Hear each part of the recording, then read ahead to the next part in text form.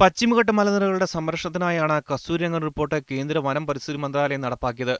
തമിഴ്നാട്ടിലെ നീലഗിരി മലയോര മേഖലയിൽ വരുന്ന ഭാഗങ്ങളെല്ലാം പരിസ്ഥിതി ദുർബല പ്രദേശങ്ങളാണ്. രാജ്യത്തെ ആദ്യ ജൈവകരുതൽ മേഖലയും ഇതാണ്. കോയമ്പത്തൂർ ജില്ലയിലെ മലകളാൽ ചുറ്റപ്പെട്ട് കിടക്കുന്ന മേട്ടുപാളയവും പരിസ്ഥിതി ദുർബല പ്രദേശങ്ങളുടെ പട്ടികയിലുണ്ട്. എന്നാൽ ഇവിടുത്തെ ജനങ്ങൾക്കൊന്നും കസ്തൂരിരംഗൻ റിപ്പോർട്ടിനെക്കുറിച്ച് ധാരണയില്ല. തമിഴ് പത്രങ്ങളും ചാനലുകളും കസ്തൂരിരംഗൻ റിപ്പോർട്ടിനെക്കുറിച്ച് കാര്യമായ വാർത്തകളും നൽകുന്നില്ല. കേരളത്തിലേതുപോലെ രാഷ്ട്രീയ പാർട്ടികളാരും കസ്തൂരിരംഗൻ റിപ്പോർട്ടിനെക്കുറിച്ച് പരസ്യമായ നിലപാട് സ്വീകരിച്ചിട്ടുമില്ല.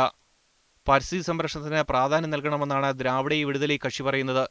இயற்கையை பாதுகாக்கின்ற கஸ்தூரிரங்கனுடைய ரிப்போர்ட்டை முழுமையாக எங்கள் திராவிடர் விடுதலை கழகத்துடைய ஒரு பெரியார் தொண்டலும் இயற்கையை பாதுகாப்பதில் நாங்கள் முழுமையான அக்கறையோடு இருப்பது மட்டுமல்லாமல் அதை நாங்கள் முழுமையாக ஆதரிக்கின்றோம். അതേസമയം MDMK, DMK എന്നിവർ റിപ്പോർട്ടിനെക്കുറിച്ചൊന്നും പറഞ്ഞിട്ടില്ല. കസ്തൂരിരംഗൻ റിപ്പോർട്ട് നടപ്പാക്കുന്നതിൽ പ്രതിഷേധിച്ച് LDF കേരളത്തിൽ ഹർത്താൽ വരെ പ്രഖ്യാപിച്ചു. എന്നാൽ തമിഴ്നാട്ടിൽ പരിസ്ഥിതി സംരക്ഷണത്തിൽ ഊന്നിയ നിലപാടാണ് CPIക്കെന്ന് മുതിർന്ന നേതാവും മലയാളിയുമായ C. രാമേന്ദ്രൻ പറയുന്നു.